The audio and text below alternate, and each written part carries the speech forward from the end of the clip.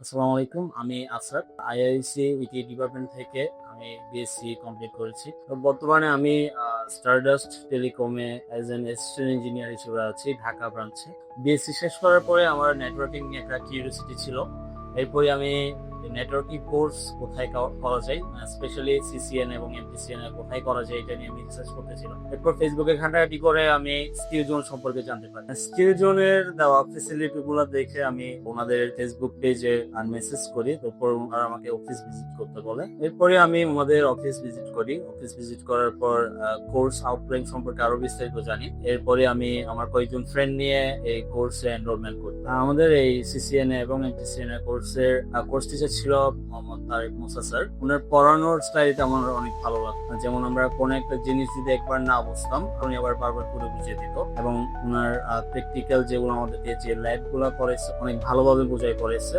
Course শেষ হওয়ার পরে আমাদের ফাইনাল একটা এক্সাম নেওয়া হয়। এক্সাম নেওয়ার পর সার্টিফিকেট প্রোভাইড করা হয়। এরপরে আমাদের সবার কাছ থেকে আমাদের সিভি নেওয়া হয়। স্কিল জোনই আমাদের সিভি গুলা বিভিন্ন কোম্পানিতে ফরওয়ার্ড করেছে।